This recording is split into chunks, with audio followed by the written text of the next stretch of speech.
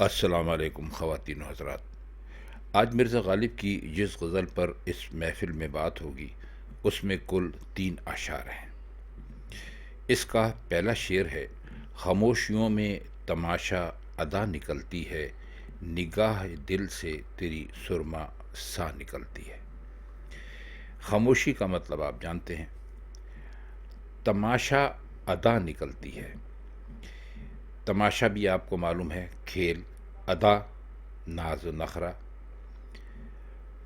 سرما سا، سرما آپ کو معلوم ہے کسے کہتے ہیں، وہ کالا سا سفید جو کسی پتھر کا بنا ہوا ہوتا ہے، آنکھوں میں لگایا جاتا ہے تاکہ آنکھیں زیادہ خوبصورت لگیں۔ لیکن اس شعر کا مطلب کیا ہوا؟ وہ فرماتی ہیں کہ خاموشیاں جو ہیں ان کی بھی اپنی ایک ادا ہوتی ہے۔ اب خاموشیوں کی ادا کیسی ہوتی ہے؟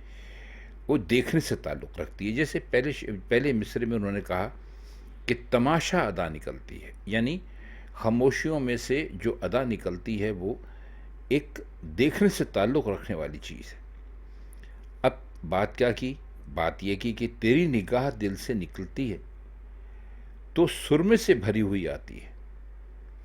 اب اس کے لیے آپ کو ایک چھوٹی سی بات ہم آپ کو بتا دیں۔ مشہور یہ ہے کہ کوئی شخص سرما کھا لے تو اس کا گلا بیٹھ جاتا ہے، یعنی اس کی آواز ویسی نہیں رہتی جیسا کہ وہ سرما کھانے سے پہلی تھی۔ اب مرزا غالب نے اس کو کتنی خوبصورتی کے ساتھ اس شعر کے اندر بند کیا ہے۔ بند اس طرح کیا ہے کہ خاموشی اور خاموشی سے ادا، اور ادا سے جو نگاہ دل میں سے نکلتی ہے وہ سرمے سے بھری ہوئی ہوتی ہے۔ یعنی محبوب جب آپ کو دیکھتا ہے تو آپ بولنا بھول جاتے ہیں، آپ کی آواز نہیں نکلتی، آپ کو کچھ یاد نہیں رہتا۔ یعنی وہ نگاہ اپنے اندر ایسا اثر رکھتی ہے کہ جو آپ کی زبان بند کر دیتی ہے۔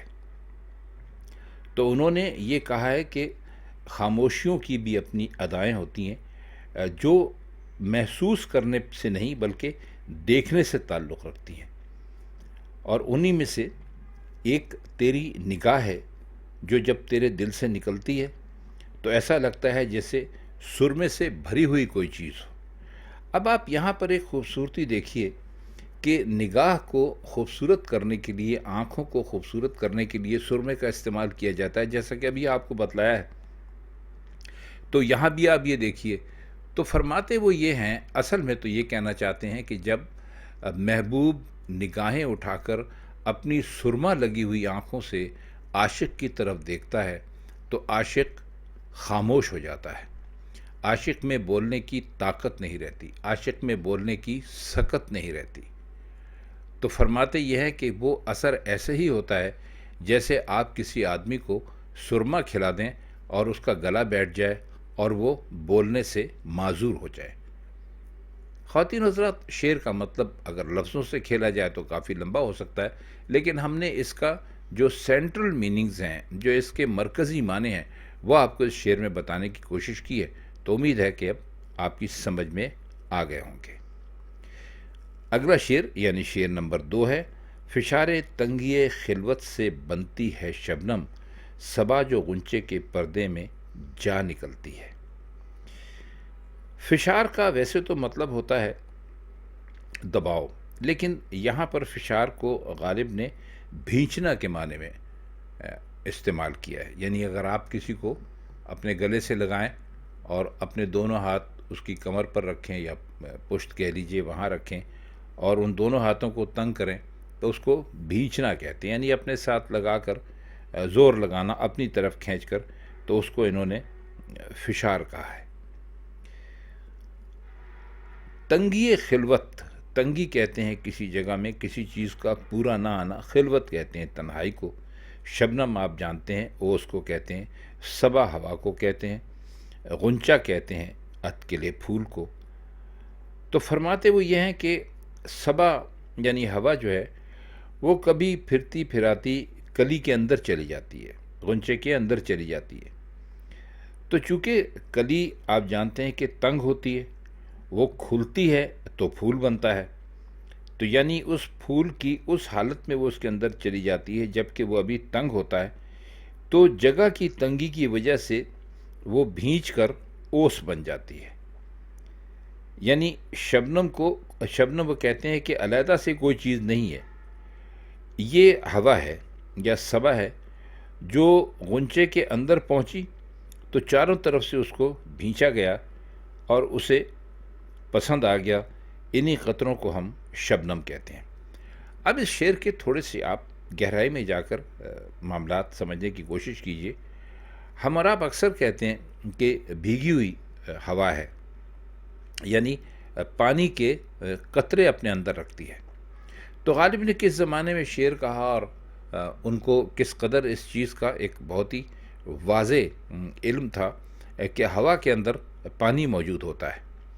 تو وہی کہتے یہ ہیں کہ جو اب پھول کے اندر سے آپ جو نکلتی ہوئی شبنم دیکھتے ہیں، یہ دراصل وہ صبا ہے یا ہوا ہے جو چلتی ہے اور اس کو کلی بھینچتی ہے، یعنی اس کو ایک طرح سے وہ نچوڑ دیتی ہے اور اس نچوڑنے سے جو پانی ٹپکتا ہے اس کو ہم شبنم کہتے ہیں۔ تو غالب کا آپ ان کے ذہن کا اندازہ لگا لیجئے کہ ان کو 150 برس پہلے بھی پتہ تھا کہ اگر پانی سے ہوا سے پانی حاصل کیا جائے تو وہ کیا جا سکتا ہے، اور آپ جانتے ہیں اس پر تجربات بھی ہو رہے ہیں کہ ہوا کو کس طرح پانی میں تبدیل کیا جائے۔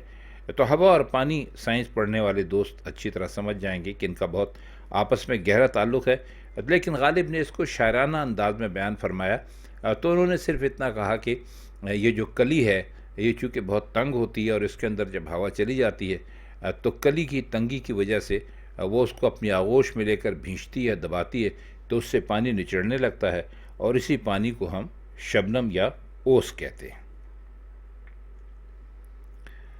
اس کا شعر نمبر 3 یعنی اس کا آخری شعر ہے: نہ پوچھ سینہ عاشق سے آب تیغ نگاہ، کہ زخم روزن در سے ہوا نکلتی ہے۔ سینہ عاشق کا سینہ، آپ دیکھیے پانی کو بھی کہتے ہیں لیکن آپ تیز دھار کو بھی کہتے ہیں، تیغ کہتے ہیں تلوار کو، اور نگاہ کے معنی آپ جانتے ہیں۔ روزن کہتے ہیں کسی بھی دیوار میں جو ایک جھری ہوتی ہے، کہیں سے تھوڑی سی دیوار پھٹ جائے، سوراخ ہو جائے، آر پار دیکھنے کا راستہ نظر آئے، اس کو روزن کہتے ہیں۔ تو فرماتے یہ ہیں اپنے محبوب کے لیے کہ اس تیغ نگاہ کی آب و تاب عاشق کے سینے سے کیا پوچھتے ہو؟ یہ وہی تیغ ہے، وہی تلوار ہے جس نے دروازے کے روزن میں زخم ڈال دیا اور ان سے ہوا نکلنے لگی۔ مطلب یہ ہے کہ محبوب جس دروازے سے جھانکتا ہے اس میں روزن حقیقتاً زخم ہے، اور زخم بھی ایسے گہرے کہ ان سے ہوا آتی ہے۔ پھر خود ہی اندازہ کر لیجئے کہ تیغ نگاہ نے سینہ عاشق سے کیا سلوک کیا ہوگا۔ مطلب یہ ہے کہ ہمارے محبوب نے ہمیں جب دیکھا اس نے ہمارے سینے پر اپنی نگاہوں کی تیز تلوار سے یا تیز دھار سے ایک زخم کر دیا۔